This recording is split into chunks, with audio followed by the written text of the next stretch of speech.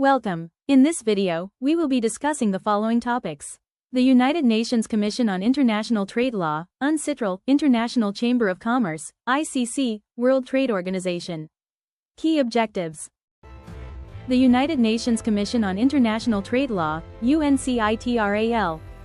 The United Nations Commission on International Trade Law, UNCITRAL, is the core legal body within the United Nations system in the field of international trade law. It was established by the General Assembly in 1966, Resolution 2205-21. UNCITRAL was given the task of furthering the progressive harmonization and unification of the law of international trade. This was to be achieved by coordinating the work of organizations active in this field and encouraging cooperation among them, promoting wider participation in existing international conventions and wider acceptance of existing model and uniform laws, preparing or promoting the adoption of new international conventions and promoting the codification and wider acceptance of international trade terms, promoting ways and means of ensuring a uniform interpretation and application of international conventions and uniform laws in the field of the law of international trade, collecting and disseminating information on national legislation and modern legal developments, including case law, in the field of the law of international trade, establishing and maintaining a close collaboration with the United Nations Conference on Trade and Development, maintaining liaison with other United Nations organs, General Assembly, Security Council, etc., and specialized agencies concerned with international trade, taking any other action it may deem useful to fulfill its functions. The Commission is composed of 60 member states elected by the General Assembly. Members of the Commission are elected for terms of 6 years, the terms of half the members expiring every 3 years. The Commission carries out its work at annual sessions, which are held in alternate years at United Nations headquarters in New York and in Vienna. The following are some of the most important outcomes of the work conducted by UNCITRAL, United Nations Convention on Contracts for the International Sale of Goods. Vienna, 1980.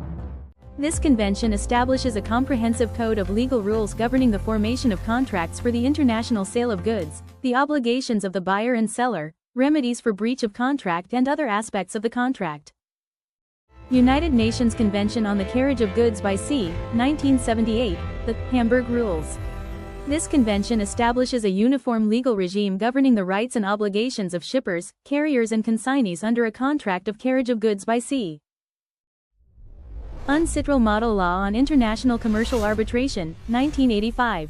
These provisions are designed to assist states in reforming and modernizing their laws on arbitral procedure so as to take into account the particular features and needs of international commercial arbitration. United Nations Convention on International Bills of Exchange and International Promissory Notes, New York, 1988. This convention provides a comprehensive code of legal rules governing new international instruments for optional use by parties to international commercial transactions. UNCITRAL Model Law on Electronic Commerce. This model law, adopted in 1996, is intended to facilitate the use of modern means of communications and storage of information. UNCITRAL Model Law on Cross-Border Insolvency. This model law seeks to promote fair legislation for cases where an insolvent receivable, debtor, has assets in more than one state. UNCITRAL Model Law on Cross-Border Insolvency.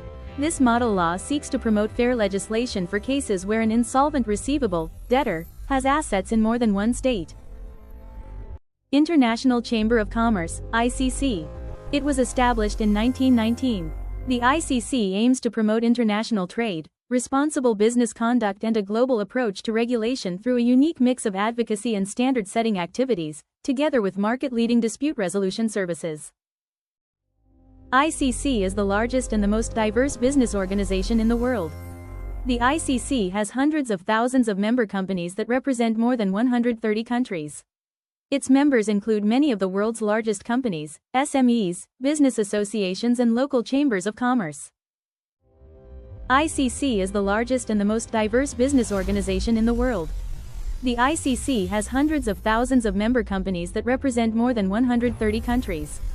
Its members include many of the world's largest companies, SMEs, business associations and local chambers of commerce. Because members of the ICC and their associates take part in international business, the ICC has unparalleled authority in setting rules that govern how business is conducted across all borders. While these rules are voluntary, Thousands of transactions on a daily basis operate by these ICC-established rules, as part of regular international trade. The organization's international secretariat was also established in Paris, and its International Court of Arbitration was formed in 1923. World Trade Organization. The World Trade Organization, WTO, deals with the global rules of trade between nations. Its main function is to ensure that trade flows as smoothly, predictably and freely as possible.